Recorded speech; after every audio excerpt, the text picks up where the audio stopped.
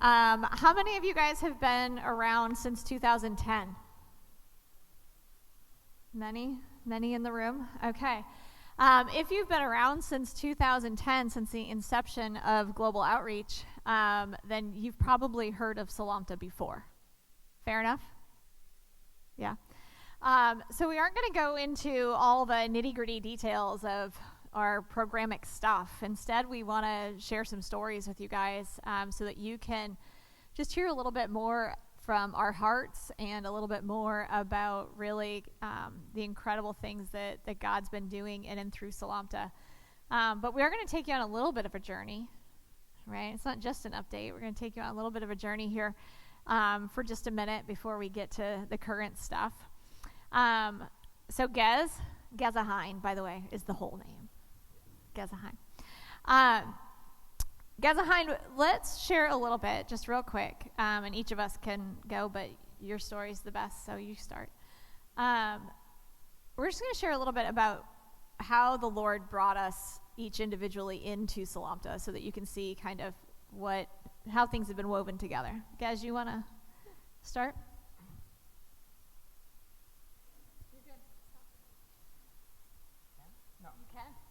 No. Oh, yes.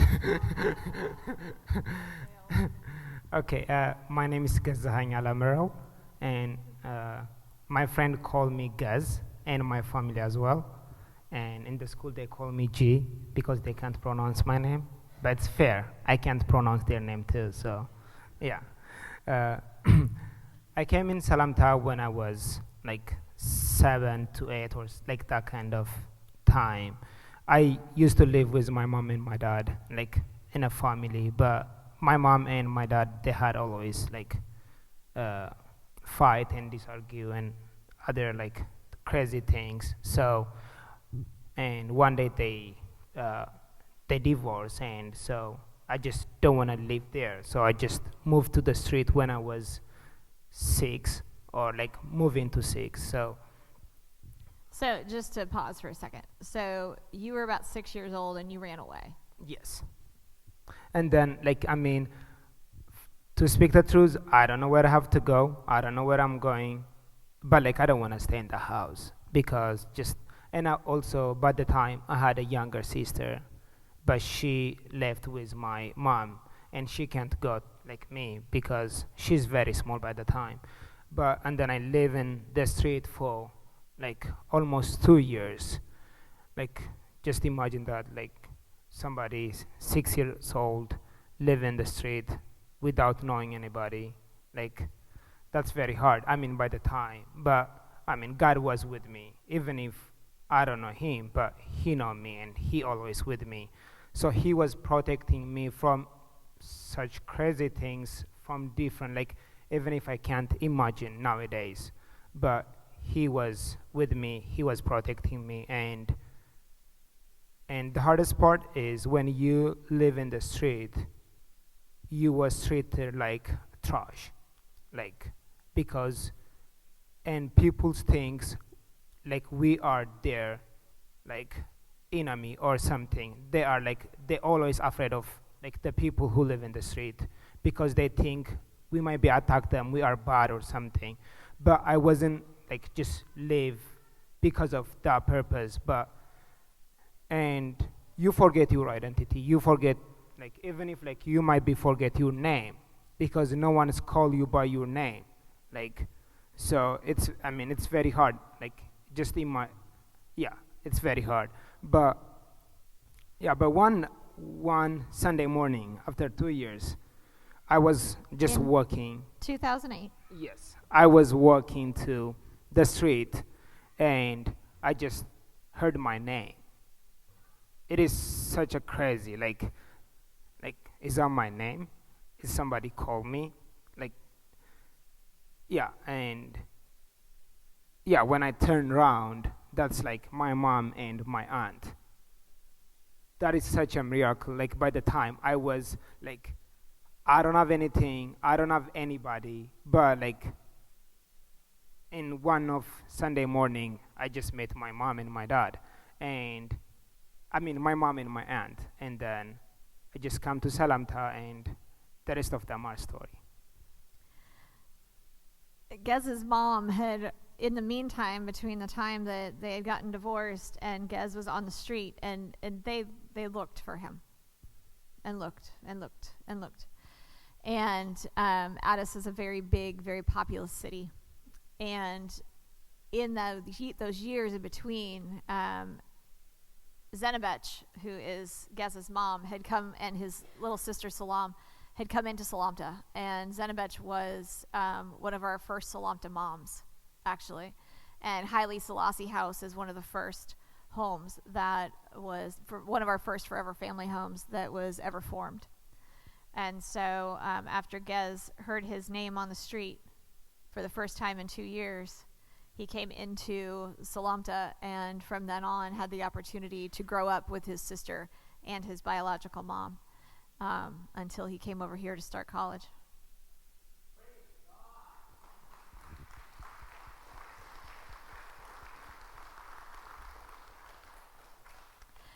So I went to Ethiopia in 2008, but it was in the spring, and Gez was not there yet. I didn't get to meet him until 2009 when I went back, and he had been there. The Lord brought me into Selamta through a trip to Ethiopia. And on that trip, I encountered God in the most personal way, intimate and personal way. And my first trip to Ethiopia to work with moms at Selamta is actually what led me to Christ. And I journaled to my husband, Aaron, the amazing guy. I had journaled to him, or maybe he was incredible. I don't remember.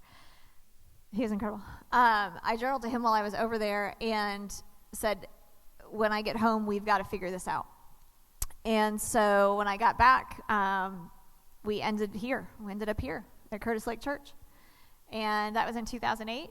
And by 2009, I got baptized right here on this platform. And in 2010, I was working for Curtis Lake Church. So God moved really fast. And then when he moved our family to Florida, the original founder of Selamta stepped out in 2014, and I was invited to step in and begin serving Selamta as the executive director. And I've kind of been around ever since.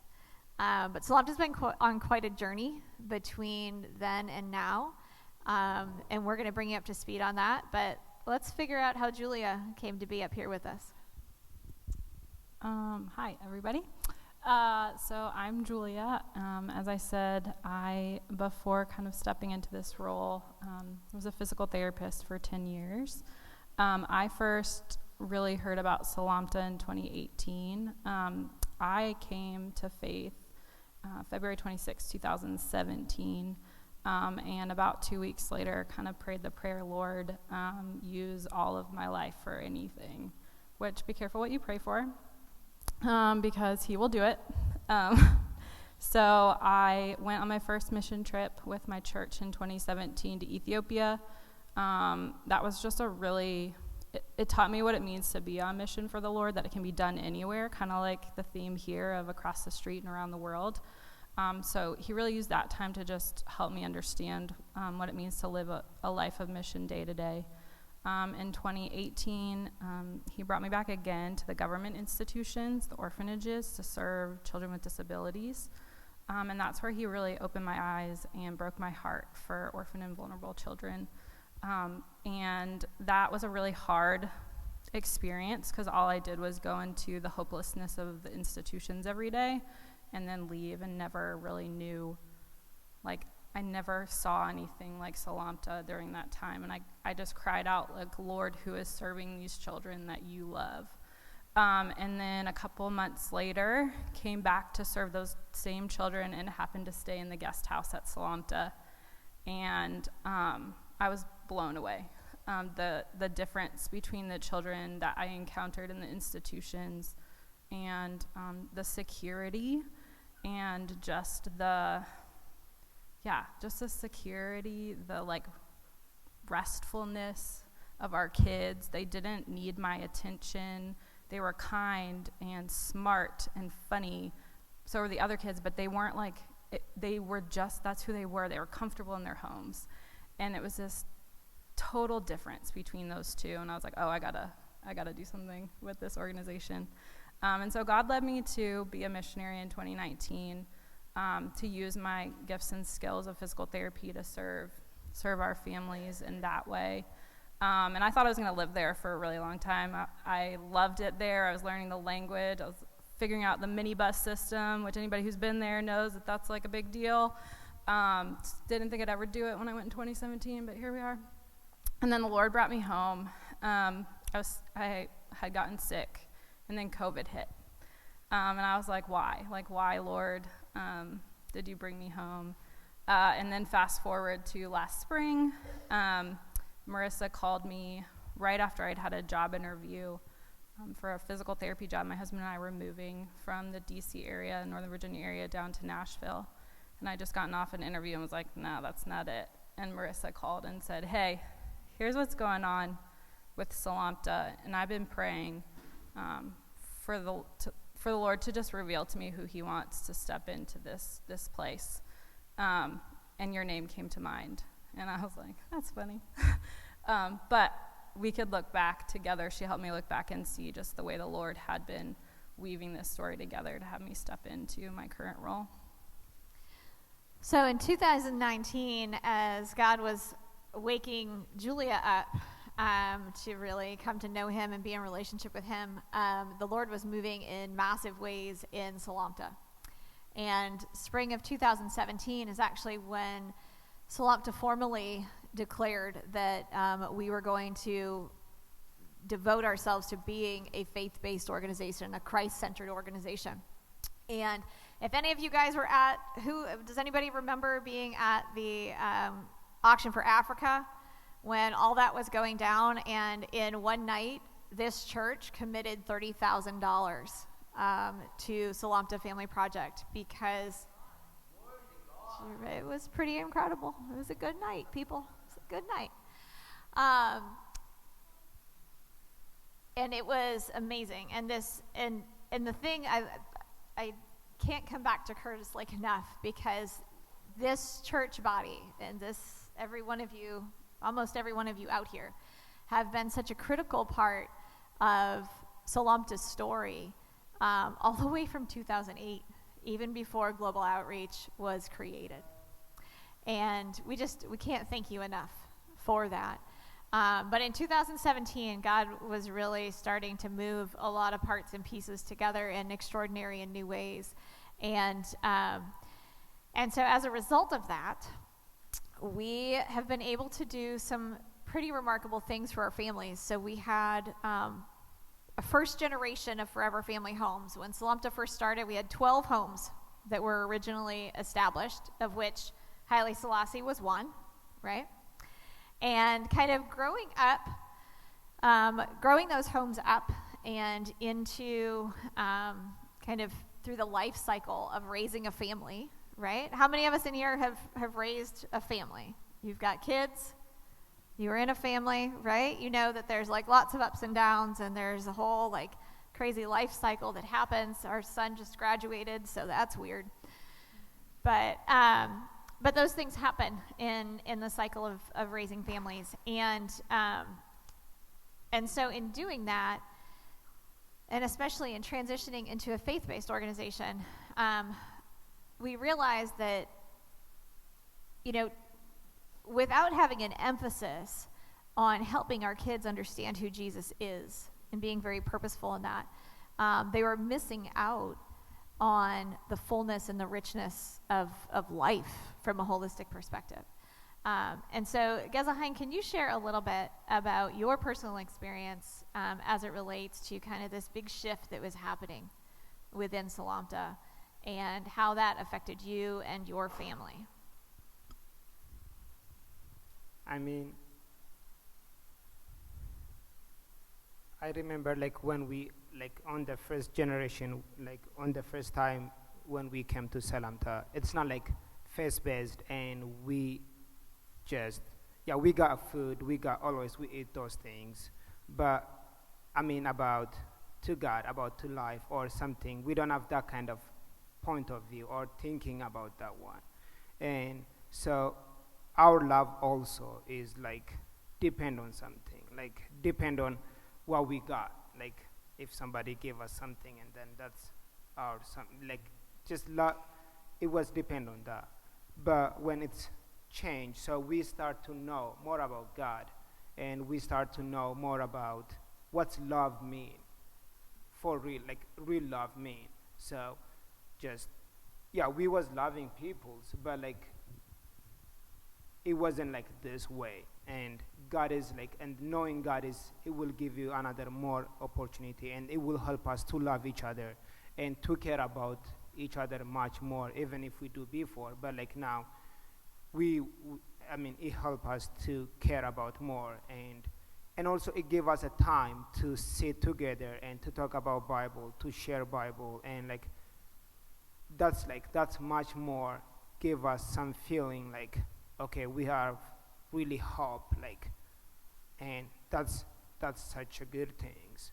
I mean, for me and my brother as well. But yeah, that's what we feel, I think. And kind of at the same time, we were recognizing that so many of our kids had gone through such horrific experiences. And, Gezaheim just shared a little bit about his. I mean, can you imagine being 5 or 6 years old and alone and on the street alone for 2 years, right? And his story isn't unlike several of our other kids who were out there or who were in other institutions, government institutions that were no place for a child to be, but a lot of trauma. And we recognized that if we were really going to do this with excellence, and that we were going to be able to change and see lives truly transformed, that we were going to need to step into this space to understand a lot more about really what trauma is, the impact that trauma had on our kids, and then what to do about it. And so we started to learn a lot more about that, and we were looking at different trauma-informed practices, and we were looking at the way that we were doing things overall. So between 2017 and 2019, we really started to examine what we were doing and how we were doing it in a new way. And we started really looking at who was doing it the best out there. Like, let's not reinvent the wheel, but let's figure out what the best tools and resources are out in this space, and let's start bringing those in. And so thankfully, God made a way for us to be able to do that. And one of the tools and resources that we started to bring into Selamta is something called trust-based relational intervention. In 2017, we became a member organization of the Christian Alliance for Orphans, and through, it's called CAFO, and through CAFO, we were exposed to TBRI and to some folks who were very involved in kind of helping others learn more about trauma-informed care, and specifically trust-based relational intervention. And so we started to step into this space, and we have our lead psychologist. Her name is Saganet. She and I were going to get trained in this, and you become a practitioner of trust-based relational intervention. And once you become a practitioner, then you can train others in it. And so the goal was for us to do that and then bring it to our team and really begin to help our families heal in a new way, while really having this emphasis on faith and on mental health and healing. And because we had the physical piece nailed, right? We had the housing and food, housing, clothing, education, like those things had been spot on since 2006, right? But these other elements were a place that we really needed to grow and develop, and when we talk about having a holistic approach, we needed these pieces to be really strong. And so we started walking down this road, and at the same time, we realized that our kids were getting older, right? And our first generation of homes, we had kids that were starting to launch into independence, and we had to make a big decision. And the decision was, okay, do we grow up these families and launch them out into the world and high-five each other and say, praise God that we had the opportunity to do this, and move on? Or is it time to start again? Because the crisis isn't over. And there are untold numbers of kids who were out on the street or in institutions. And at the same time, in 2017, international adoption shut down, which meant that that wasn't an avenue for kids to be in homes. And orphanages were shutting down because there was no more money coming in from international adoption. And so we knew that what we were doing was working, and so it was time to start over. And so in 2019, we started our second generation of Forever Family Homes. And we brought in a new group of kids. All of these kids came out of the government institutions, and we were starting to learn about trust-based relational intervention, and we were training our social workers, and that was the end of 2019. And we were supposed to go to California. Saganette and I were supposed to go to California and become TBRI practitioners and come back and just change the world. And then COVID hit. And Saganette couldn't get a visa. And Julia was here in the US. And when the world shut down, God made a way for Julia to also become a TBRI practitioner because the training moved online. And so as the training moved online, and at first we thought it was a real tragedy because Saganette wasn't going to be a practitioner because she couldn't get the visa, and then COVID hit, and then all three of us ended up being able to go through the TBRI training virtually to become practitioners. And then we brought in a second group of kids in 2021. And the second group of kids, because we had established 2 new Forever Family Homes. So we had the first 2 homes of our second generation up and running. Gazain, tell us a little bit about when that group of kids came in. What was that like for you when we started our Forever Family program over? I mean, when first start, like, it's a little bit, I mean, it's not a little bit, it's very different the way that we grow up and the way they are growing up now. Even if, like, the way they are treated, like, we all kids, like, and we come from different trauma and different part, but, like, we treat differently. So there is rule, like, so don't do this and do this. If you do this, and then you'll be okay, and then if not, and then you'll be in trouble. And that, like, and that, so there are a lot of rules. yes, and that rule is not fun. Like, I mean, rule by itself, it's not fun, but, like, it's not help you to be, like, a well behaved, but it will let you not to do something because of you don't want to be in trouble. But sometimes, even if those punishment doesn't behave me well, I mean, because I just pass from yeah, I pass much more trauma than that. So, like, I mean, that's aimant for me. But, so it doesn't work, it doesn't help. But those kids, the new kid now is like, I mean, they make a lot of mistakes. They make a lot of, like, yeah, I mean, yeah, but they are not punishment. Then there is not a lot of, like, like strict rules. If you do something and then you are not going to office and sign, like, there is no, like, that kind of thing now. So when you were growing up and you would do something wrong, because you knew what the expectations were, right? But when you do something wrong, you would be punished for it.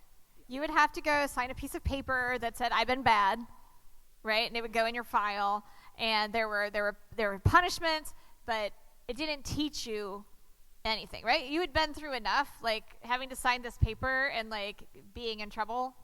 It didn't change how you were going to act. Yeah. Is that what you're saying? yes, that's the main things. And also, it teaches us to be kind of a fake at some point, because, like, there is one punishment. We always punished by our moms and, like, aunts. So, like, if we do something crazy, they will tell us, okay, don't go out from your room for a week, which means, like, you'll go to school and then come back and then but just sit in the room, so you are not, like, socialized or just go. But, like, I mean, here in the US, that's not, like, much more really big deal, but like we love soccer so much there. And that's the only time we can play soccer is on weekend. But like I'm punished, which means I can't go and play soccer because I will stay in my room. So if I want to go out, I will have to be fake, like just I'm sorry, I just kneel down and do something. But like, did I just regret for the thing that I did? No. Why? Just I want to go and play. Yeah. So, but that is like at some point it looks fun, but when it's grow up, it will grow up with us, and like at the end of the day, it's gonna be very hard to fix because it will be very like it will grow up with us. But the new generations, like they know there is no any punishment, but like there is like educated people who will go through them, and then they are trying to treat that, and like instead of why you did this one, so they will ask why they did that one. So and then like just come back from back and then like try to treat. That's really good because they are not going to be fake. I wish if I get that one though. So this is all really the effects of our team having the tools of TBRI. So I think we've used that phrase a lot, and I think I want to pull back and help people understand a little bit more what that means.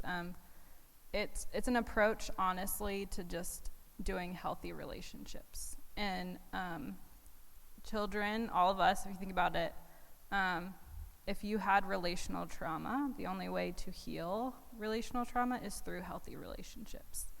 And it gives tangible tools with that are, as we can display here and kind of you can hear, that are like cross-cultural and across all different spectrums of like people use it in the juvenile justice system. You can use it in schools.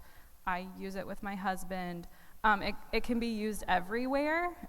It's so flexible, but just as long as you have the foundational tools and concepts and understandings of it. So basically what it allowed our team to do is transition from a punishment base, which clearly we learned it changes behavior, but it doesn't actually teach our kids how to do things, how to function in society, what does appropriate behavior look like. And so now our team has these tools that they can use to see past the behavior that is really because of the trauma. So they're educated on not just what trauma does within the lives of our kids, but then what do you do about it, right? Like everybody's talking about trauma, what it does, but then it's like, okay, cool, what do we do about it? And that's where TBRI comes in. And it really is, what is the need behind the behavior? So instead of looking at the behavior and punishing the behavior, our team stops and they ask why. They get curious. They say, why is that behavior happening? What need does this child have that's not being met? And if I meet that need, the behavior is going to change, right? And maybe not right away, but it will. And so that's really what TBRI can do and has done. And it's transformed the way our team functions, the way our kids have the opportunity to heal. We walk alongside, we don't punish, we discipline, which comes from the root word of disciple, right? To teach. We walk along with them, we teach them what the tools they need, how to regulate, how to get their needs met, how to use their voice. And all of those things we're taught through TBRI. Yeah. And it doesn't mean that there aren't consequences, yes, right? There are yes, consequences yes. for all of our actions. There are consequences even today when the kids make bad choices. But it's the difference between being in relationship and having power and control over another person, right? And so we want to teach our kids what the right thing to do is and to walk alongside them in that. And it's completely changed the way that we are able to work, especially with our teenagers. So the second group of kids that came in 2021, this group of kids were all teenagers from the government orphanages. there was only one sibling set, and they were biological to one of our new moms. They were two 8-year-old twins. Every other kid that came in this second group was a teenager who had only lived an institutional life. So when they came into our kids center, they had no idea how to live together. They had no concept of family. There were no siblings in there to already kind of begin some of that bonding, and their behaviors were off the rails. There was physical violence. It was probably some of the most challenging behaviors that our team had ever seen. And if it had been back in the day of punishment and locking in your room, it would have failed miserably. It would have failed miserably, and that isn't what happened. As Julia said, our team and our moms stayed curious instead of furious. And so now we're thrilled to be able to share with you guys that in our second generation, we have 4 established Forever Family homes. And our 2 newest homes, Gemma House and Arbor Minch House, are filled with teenagers who now understand what it means to be in a family and who actually view each other as siblings. And it's remarkable. It's absolutely remarkable. Gezaheim, tell us from your perspective, why that matters. I mean, it matters for a lot of things. Just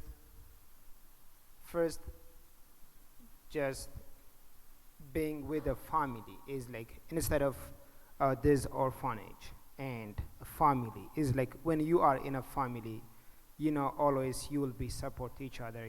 Always you are there for somebody, and know that like those peoples are not only there on your happiness time, they will be also on your saddest moment when you are up and down on all those, because that's a family.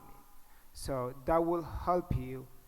And the other thing is you start to live for somebody, and you start to listen somebody. So I might do something crazy, but if my brother told me, even if he's not my biological brother, but now I believe he's my brother, so I will listen him. That will help us to build each other love, build each other caring.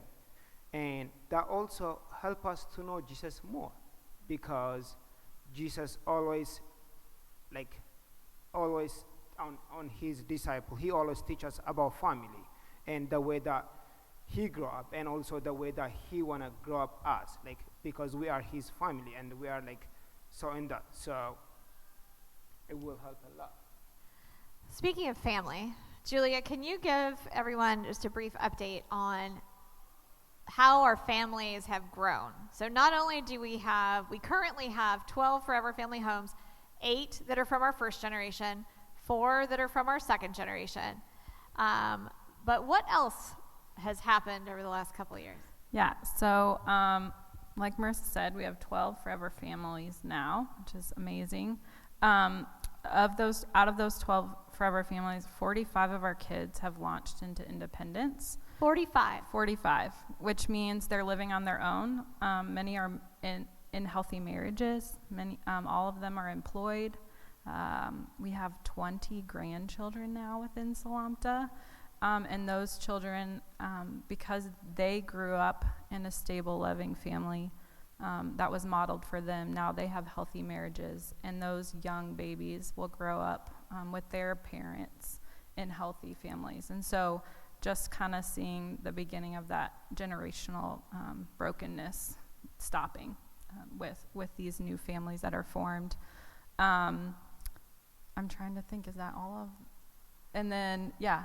Our team, Yes. our team is very equipped now with trust-based relational intervention, And has grown significantly. We now have 22 professional staff. I think in 2014 it was five professional staff.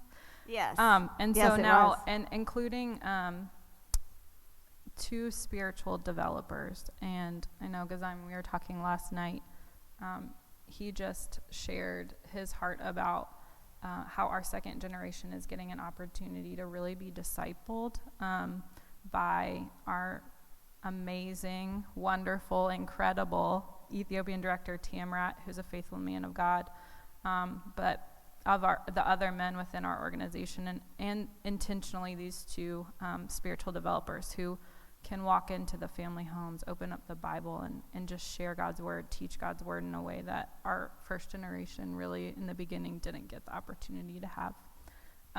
So we're seeing this incredible generational impact, right? That's what you've heard so far, is that our kids are growing up, they're starting their own families, we have 20 grandchildren. So we're seeing the cycles that our kids were born into broken, and we're seeing generational transformation take place. But in addition to that, God's giving us the opportunity to impact the system of child welfare in Ethiopia. Julia, can you share a little bit about the partnership that has opened up, where our team is now really making huge impressions in the government? Yes. So we have to work very directly with the Bureau of Women and Children Affairs in Ethiopia, kind of like CPS here in the States. And because of... DHHS in Maine. Sorry. I apologize. Right? I'm not DHHS. from here. I apologize. We, because of the type of care that we provide, we have an extremely wonderful, great, reputable relationship with the Bureau. And there has been a lot of talk recently within the country to really change the child welfare system. And we are one of the few organizations that was approached to help them kind of walk through that.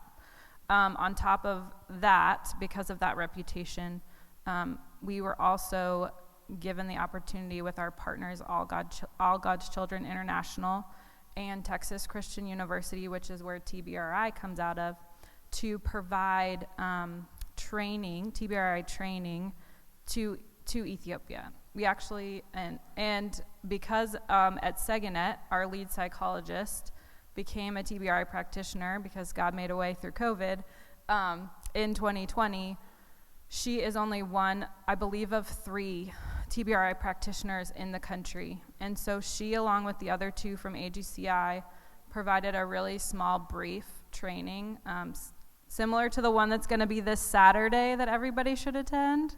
That was just an introduction to it.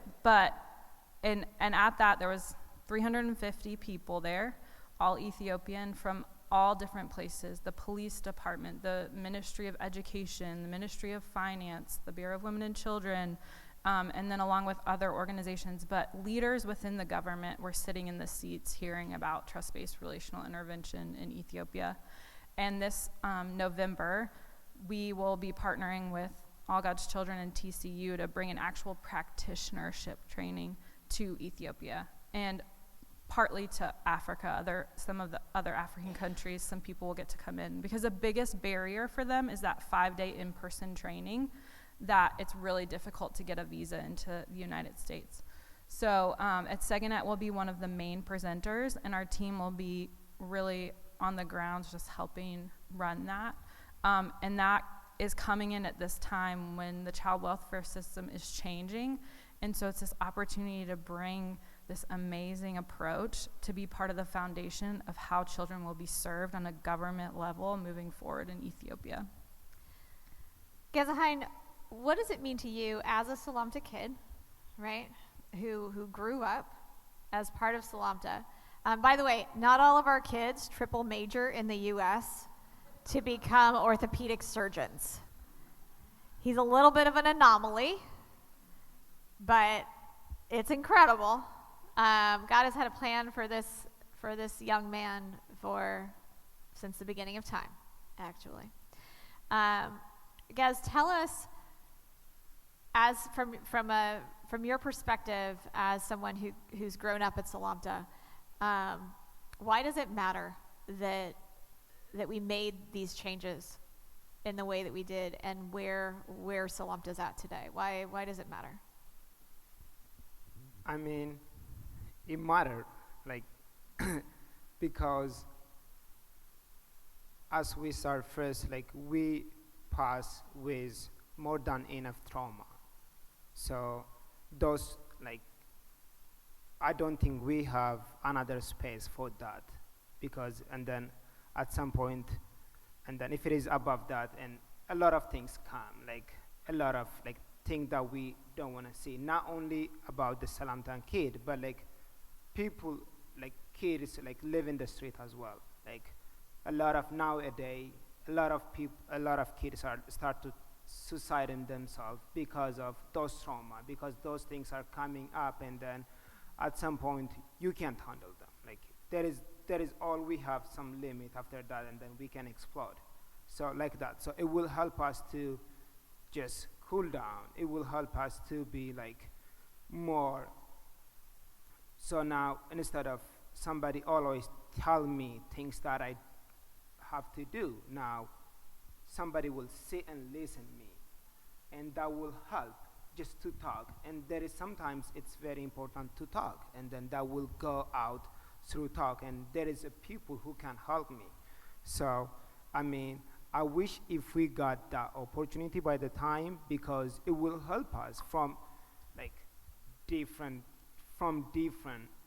things so I mean I can say it will change the way that we are living it will change the way that we are behave it will change our future so like as a kid who lived in like a long time in the street like when I literally don't have a dream because I don't know about the dream like you know like to dream first you have to get something you know like just a basic needs and then after that you start but like if there is somebody who can care for you who can share for you those load and then you can think about the future and then you can think not only about you but you can think also to change your family to change your like people who have the same experience like your brother back home it will help to think more abroad instead of just a little bit.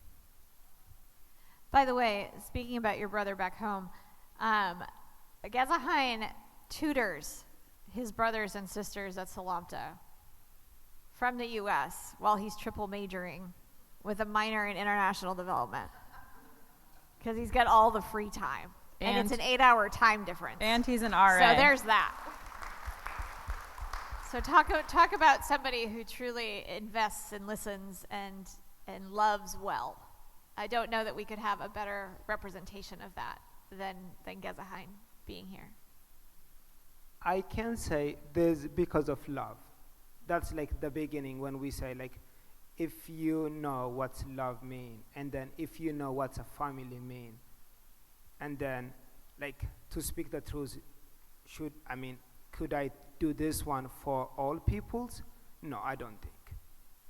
But should I have to do this one to the family? Yes, because they are a family now. When you are a family, like you are not always give from the time, from the thing that you have, even if you don't have, like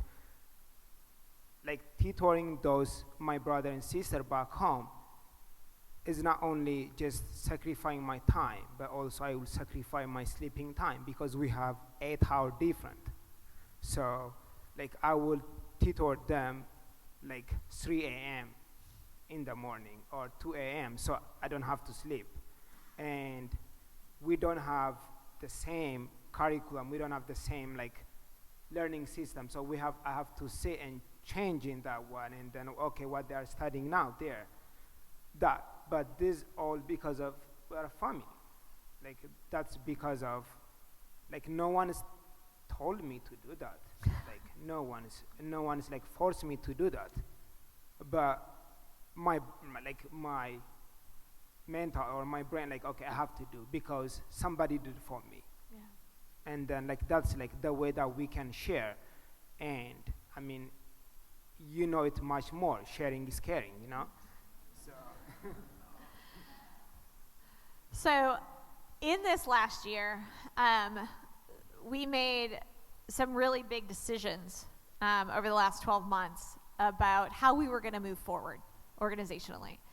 And we changed up what used to be a child sponsorship system to a monthly program support on purpose, because monthly sponsorship of an individual child is can create some unnecessary additional trauma.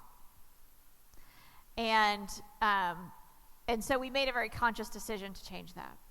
We also made a very conscious decision about that we were going to be unwavering in our approach to being a Christ-centered organization, no matter the cost. And anytime that you say no matter the cost, you usually end up with a cost. And we did.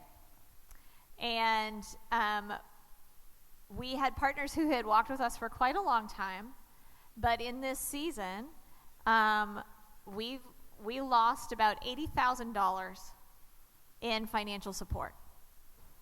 And it wasn't hateful.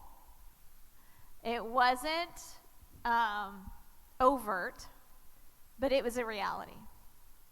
And sometimes when you're faced with financial challenge, it's where the rubber really has to meet the road. And so we made a real commitment in January of this year that our way forward is going to be with believers and through the local church. And we just wanted to share that with Curtis Lake because you guys have been with Selamta from the very beginning. And when we stepped into this space in 2017, you were the first ones who said, wow, you might lose a lot of money, but not this year. And so we just want to thank you for that. Because of that commitment that you made back in 2017, we can boldly move forward in 2023, knowing that the Lord's got us. And we don't know how it's all going to end up by December of this year. But we know that we're doing what God's called us to, and we see the impact of what we've been faithful to date. I think what we also have seen is he has shown up amidst this over and over again. And for me, as my first year in this role, my faith has grown significantly. And one of the big things is through this season, I no longer just say this is the Lord's work. I know it is because he faithfully shows up. And so as you all are here for Go Week, we all know the reason everybody's here. I would just encourage you to think about, as you listen both tonight, last night, and tomorrow night, ask the Lord like where he's asking you to step out and invite and join him in the invitation of the work he's doing. There's amazing things going on locally. There's amazing things going on internationally. He's called us each differently to different things. But as you support Go, you support all of the organizations both here and afar that Go supports. So we just invite you to kind of pray and think through like, okay, Lord, what are you calling me into? What are you inviting me into? What work that you're already doing through all these different organizations that you're hearing, that you all are hearing about, that you're asking me to step out? Because it is the most fun. It's hard, it's challenging, you'll grow, you'll be stretched, but it is the most fun to just walk along with him in the work he's doing, and your faith will grow more than you would ever imagine if you just say yes.